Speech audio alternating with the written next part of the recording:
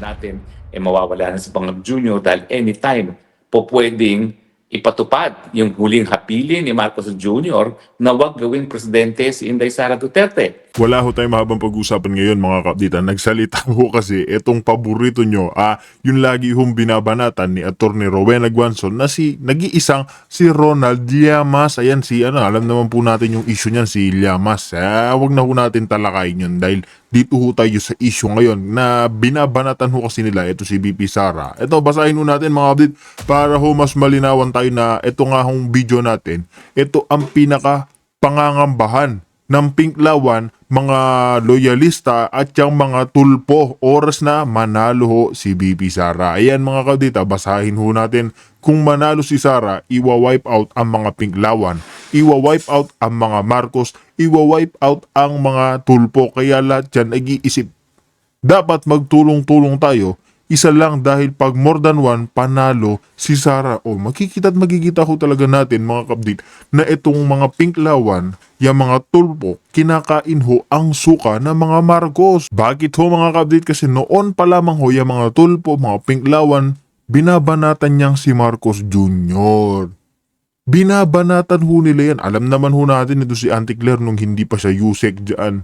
Makakaliwa din ho yan mga kapdate. Binabanatan niya na magnanakaw si Marcos Jr. Pero nga dahil inappoint siya bilang tagapagsalita, tagapagsinungaling ng Malacanang, tapos nalaman pa ho niyang merong 2.4 billion na alam niyo na pondo yung USEC o PCO mga kapdate, agree ho siya. Agree ho siya. Ibig sabihin, kain, suka, sino? Si Auntie Claire Castro. Ganyan din ho yung mga Pinklawan. Di ba nakita naman natin itong si, ano pangalan ho nito? Yan hong si Kiko Pangilinan mga ka-update. Di ba? Oras na may panahon ng mga Duterte, nung kapanahunan ni Tatay Digong, kapanahunan ni BP Sara, lagi ni ho nilang binabatikos ang mga ito. Lagi ho nilang pinuputakan na ayan yung confidential funds, 125 million, yung kay Tatay Digong. Alam na ho natin yan, yung mga sinasantu-santu ho nila, si Saint Kian daw. Yung pinupurit sinasamba ho nila, yan, bilib na bilib ho sila dyan. Pero itong sa pagnanakaw ng admin ni Marcos Jr., trillion, billion ho yung ating pinag-uusapan dito. Meron ho ba silang sinasabi? Sinabi ho kasi ni Kiko mga ka-update na nagmamasid daw ho sila. Ganyan ho yung mga yan mga ka-update, nagmamasid daw ho sila, yung mga hinayupak kay BP Sara, yung 125 million confidential funds, hindi ho sila mapakali, aligaga ho sila. Mismong Korte Suprema mga kabdi, nagkabotohan na 13-0, mas malinaw pa sa sikat ng araw na hindi ho pwedeng ma-impeach si BP Sara. Di ba pilit ho nilang binabanatan? Kaya ngayon tingnan nyo, nagtutulong-tulong ho sila para patahimikin ang mga Duterte. Pinklawan, Marcos, tulpo, magtutulong-tulong ho yan. Magsasanib puwersa ho para lang labanan ng mga Duterte, labanan si BP Sara. Yan lang ho yung kalaban nila dyan, hindi magnanakaw kasi nga naman, kung totoong anti-corruption yung mga Pinklawan, noon pa man, hanggang ngayon, binabanatan, pinapatanggal na nila, pinapa-impeach na nila si Marcos Jr. Ang kaso, bakit yung 125 million confi funds, yung kanila hong pinag-iinitan? Ganyan din ho yung mga tulpo. Nagkesyo galit sa magnanakaw pero itong isang tulpo dyan, yung anak niya, nagparty-party sa, kung hindi ho tayo nagkakamali, Nevada, Las Vegas. Gumastos ng ilan? Milyon? Isang gabi? Diba? Saan ho galing? Sa taxpayer. Sa atin ho. Itong mga bangag, uminom ng wine, 1 milyon. Isang wine, mga kapatid, 1 milyon ha. Saan ho galing? Sa atin ho mga taxpayer. Hindi ho sila galit sa mga kapwa nila magnanakaw. Galit lang ho sila sa mga Duterte. Kaya wala ho tayong paligoy-ligoy dito mga ka-update. Kung bago lang ho kayo sa ating channel, san like, sa share, isan subscribe lamang ho, malaking turong na ho yan. Kaya mga ka-update, sabay-sabay ho tayo mag-react, magkomento patungkol nga dito sa ating tatalakayin kay Marcos Jr. para ho sa kanya itong video na ito dahil nga gustong-gusto ho nilang patahimikin ang isang vice-presidente na hanggang ngayon hindi ho nila magawa. Mismong Korte Suprema nagsalita na hindi pwedeng ma-impeach yan. Kaya butatang-butata itong mga hinayupak na ito na gusto lang hong tanggalin sa posisyon ang mga Duterte at ayaw hong patakbuhin sa 2028 presidential election dahil nga oras na lumuklok si BP Sara, lilinisin ho niya lahat Iyan, kaya tingnan nyo si SP Soto ha, si School Bukol One Ball University, pati nga sa Korte Suprema, dismayado daw ho siya. Alam na alam ho natin yung mga protector ng mga magnanakaw. Wala ho tayong expect sa mga tumatanggap dyan kay Marcos Jr. Kaya mga ka-update, rekta na ho tayo dito. Panahon pa, no? Dahil baka maubusan na tayo ng panahon. Talagang ganyan po yan. Matutulog ka lang, biglang isang linggo na naman ang nakalipas. Well, itong linggo ko, naging very busy. Ako po ay nagkaroon ng pagbibista doon sa akin sa asylum. Tumagal po yan ng 3 oras. At syempre po, ang pinag-uusapan ay yung panggigipit at saka syempre yung mga tanim kaso na wala namang ebidensya. No? Well, ako naman po ay kampante na naintindihan ng mga Europeans ang asylum dahil alam niyo naman natin karanasan ng Europe ng panahon ng pangalawang pandaigdigang digmaan. Talagang kung hindi nagbigay ng asylum ang mga bansa gaya ng Pilipinas, eh mas marami pa rin sana ng mga Hudyo na napatay ni Hitler noong World War II. Kaya naman po, ako naman kampante na naintindihan talaga ng mga Europeans kung bakit kinakailangan ng asylum at kung bakit ito ay kinikilala bilang isang karapatang pagtao at nakasaad nga yan sa Universal Declaration of Human Rights that everyone has the right to seek asylum. No? Pero anyway, ngayon po, nakita natin sa anunsyo na naman ng Malacanang na bumalik na po sa Malacanang ang ating Presidente Marcos Jr. Alam nyo, dahil ako naman ay Kristiyano, talaga naman sinasabi ko sa inyo na hindi natin dapat ipagdasal na magkaroon ng masamang bagay sa buhay ng Marcos Jr. No? Bagamat, inamin ko na bilang isang tao lamang at humingi na ako ng patawad sa Panginoon na nung nabalita na mukhang malala ang sakit ni Marcos Jr., eh medyo na-excite tayo, no? Dahil nga uhaw na tayo sa pagbabago at alam natin na talaga napakahirap na ng buhay ng mga Pilipino sa ilalim ng Marcos administration. 94% naniniwala na lantaran talaga ang korupsyon, lalong-lalo na sa pagdating sa flood control at infrastructure projects. At mahigit kalahati ng ating mga kababayan ngayon ay nagsasabi na ang tingin nila sa kanilang mga sarili ay gutom. No?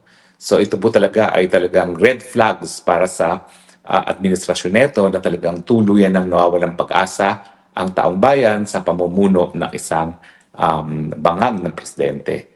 At syempre hanggang ngayon hindi pa rin nagpapa-hair follicle test ang presidente kaya hindi natin mapasinungalingan yung sinabi mismo ng kapatid niya na siya ay bangag. At habang siya ay bangag, wala talaga tayong pag-asa no, na umunlad bilang isang bansa. At nakikita natin yan sa paghina ng piso at syempre doon sa anunsyo na naman, hindi natin makakamit yung target growth natin. At may lumabas nga po pag-aaral na matapos ang 16 years, siguro inaalis natin yung panahon na merong COVID, ngayon lang po ang pinakahina ang paglago ng ekonomiya ng Pilipinas. Siyempre, hindi na kasama yung panahon ng COVID dahil ang buong mundo naman ay sumemplang ng COVID kasi wala ang economic activity ng panahon ng COVID. No? Pero alam nyo, no, parang ang tagal na rin ang nakalipas ng COVID. No? Talagang bangungot naman yun, pero tayo naman po ay nabuhay, hindi tayo tumigil na makipaglaban at siyempre narito pa rin tayo patapos man lang ng COVID. At kaya nga sinasabi ko, pagamat napakahirap ng buhay sa administrasyon ni Marcos Jr., tingin ko naman talagang the Filipino spirit will survive at tayo po ay we will eventually survive no? Itong presidente na walang kakayahan para mamuno.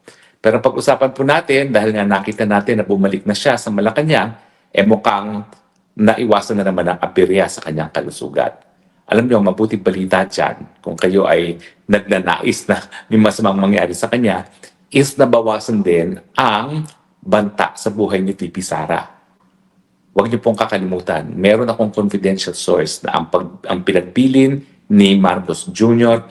under no cost, under no condition should VP Sara succeed him. Ibig sabihin, kung siya ay matanggal sa pwesto sa pamamagitan ng permanent disability, death, impeachment o kung ano man, hindi dapat payagan si VP Sara na maging presidente.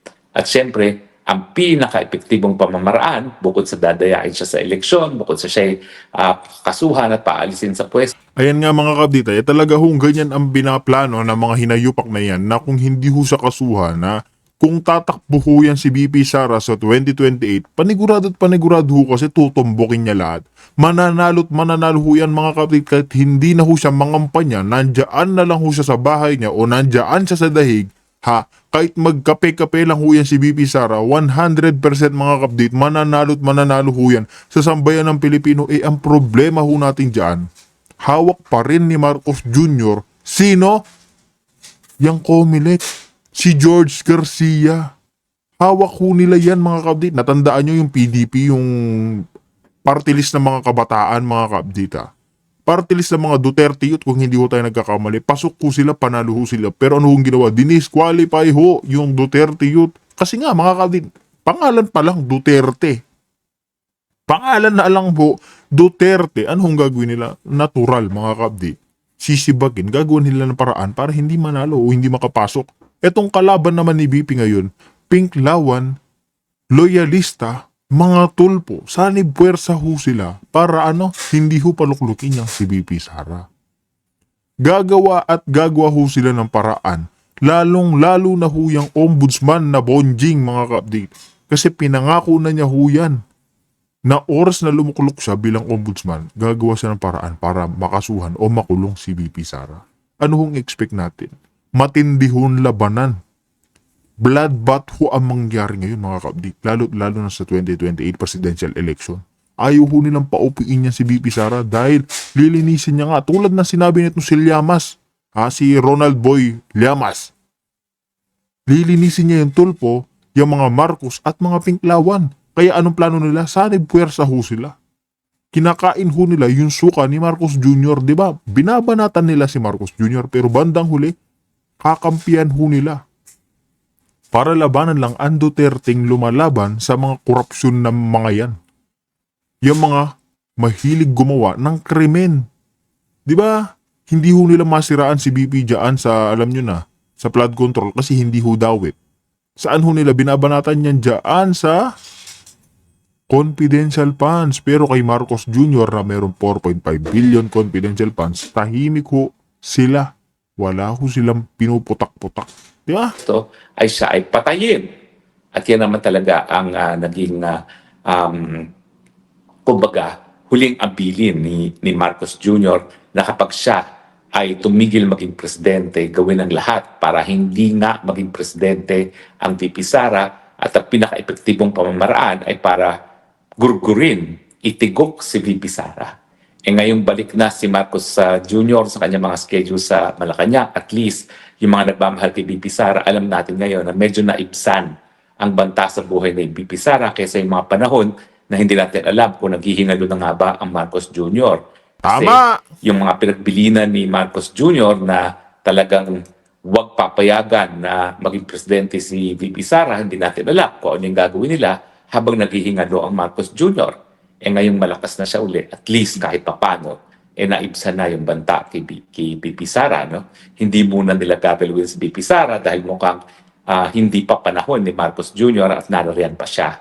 Pero ang pagkakaintindi Ito mga kabdita, hindi naman ho sa pinapanalangin natin sumakabilang buhay si Bobong Marcos Jr.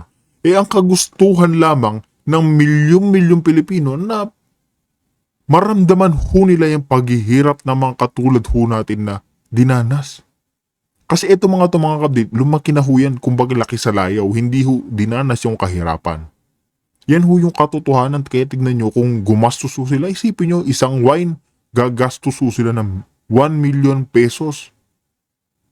Yung mga anak ng mga tulpo, yung na-issue dyan sa Amerika, mga kabdit, nag-party-party, ilan yung ginastos ng isang gabi? Kung hindi tayo nagkakamali, 3 to 5 million pesos.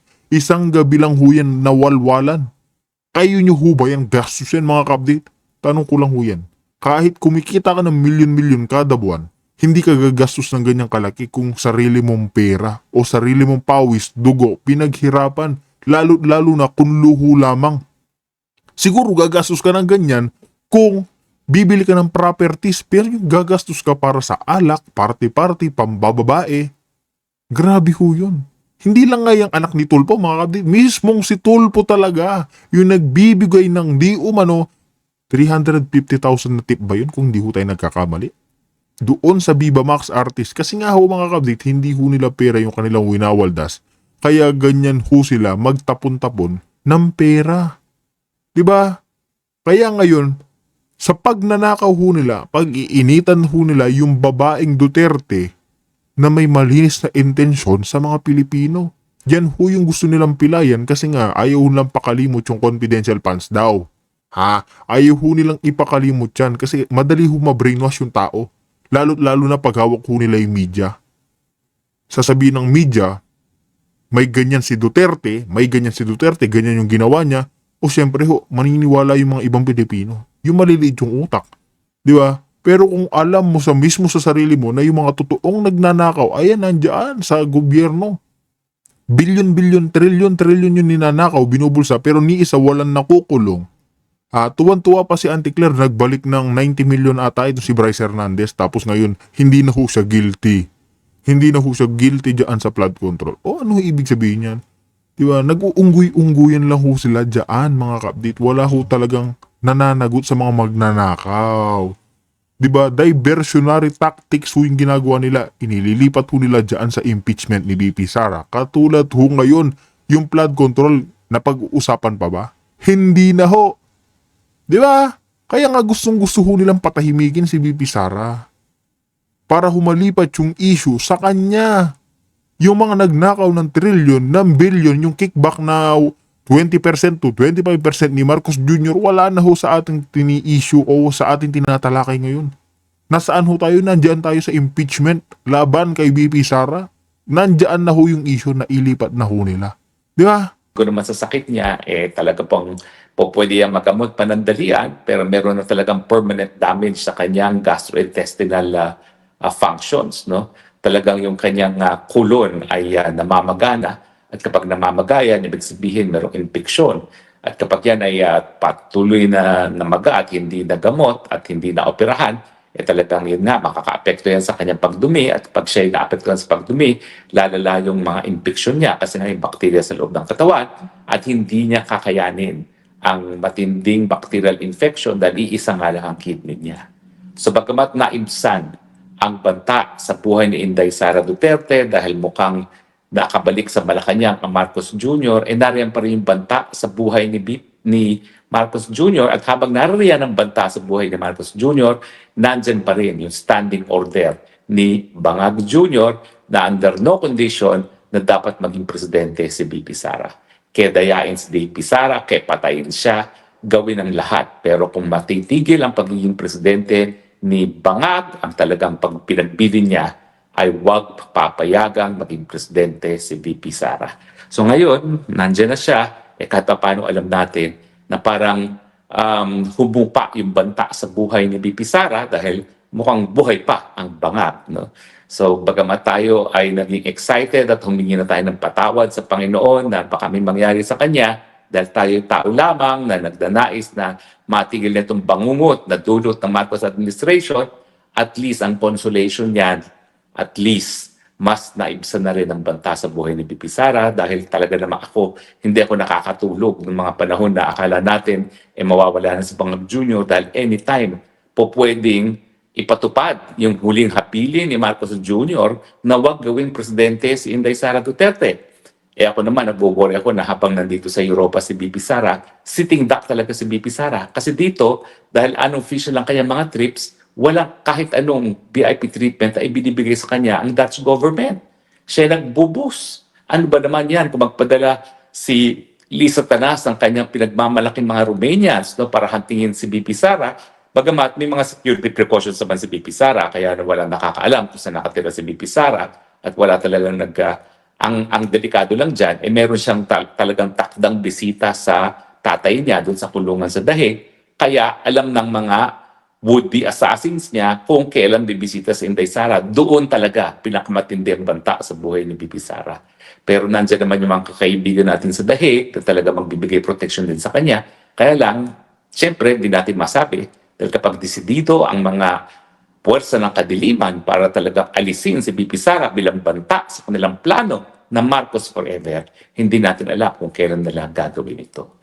Pero ngayon naman, dahil nandyan na naman si Marcos Jr., mga assassins na pinagbilinan ni Marcos Jr., wag yun na munang gagawin si BP Sara kasi hindi pa siya magiging presidente habang humihinga pa itong si Marcos Jr. na Bangag. Pero lilinawin ko rin po, no? Kasi marami nagsasabi na kung magkasakit nga si si Marcos Jr. at siya ay nawala ng malay dahil siya ay ooperahan, automatic ba yun na magiging presidente si VP Sara?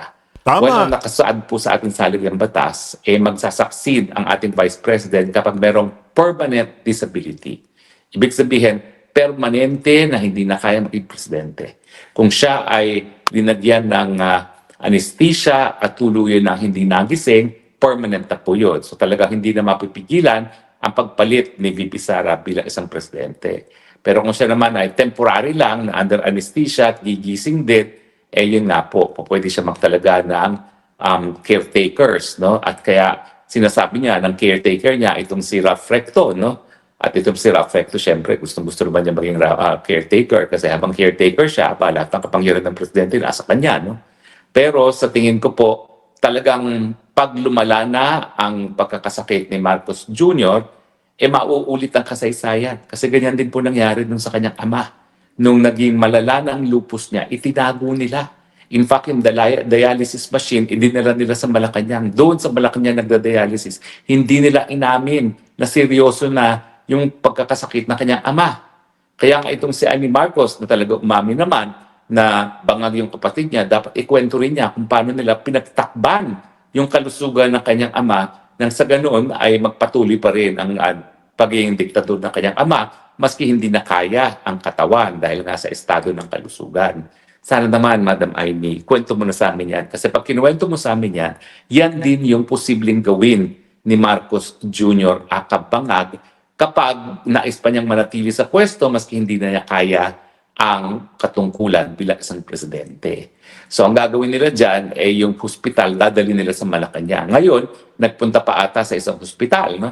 Pero pag lumala yan, talagang gagawa ng paraan yan na dadali nila sa Malacanang nang pwede nilang ipakita na nasa Malacanang si Marcos Jr. In fact, hindi mo naman tayo sigurado ngayon eh.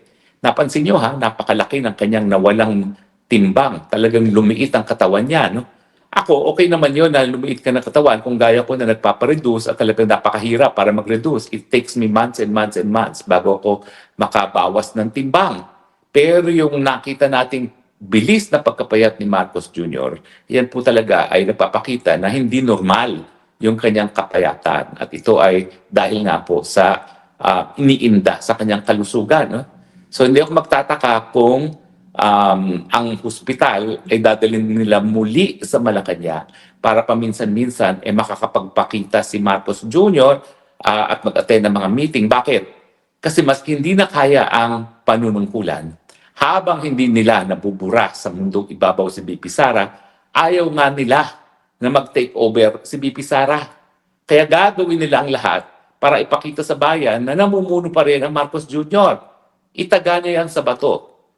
Ang gagawin po nila dyan, bukod sa ibabalandra sa Malacanang si Marcos Jr., dadali nila ang hospital dyan sa Malacanang at itatago nila ang tunay na kalusugan ni Marcos Jr. dahil ayaw nga nila na maging presidente, ang vice-presidente, at yan naman talaga ay katungkulan at karapatan ng vice-presidente na umupo bilang presidente kung hindi na talaga kaya ng presidente pamumuno. Dahil alam naman natin na hindi po pwedeng merong leadership vacuum. Pag nagkaroon ng leadership vacuum, naku, dyan po tayo nagkakaroon ng aberya na yung mga power-hungry, mga gabinete na nagnanais maging presidente na hindi na nanalo sa eleksyon, baka yan po kumuha ng suporta ng paksyon ng militar para gawing mga presidente ang kanilang mga sarili. Ibig sabihin, nandyan po yung tukso ng kapangyarihan na kapag hindi na kaya ng Marcos Jr. ang maging presidente at ayaw niya na ibigay ang kapangyarihan kay VP Sara, yung mga power-hungry na hindi mananalo sa eleksyon, baka dyan sila gumalaw.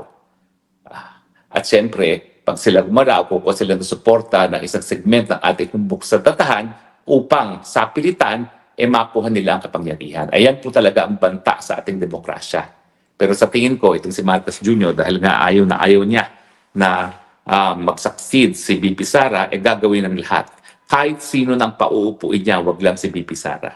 Kaya tayo po dapat magmatsyag, maging kritikal, magbantay. At siyempre, unang-una natin bigyan ng halaga ang seguridad ng pagkatao ni VP Sara.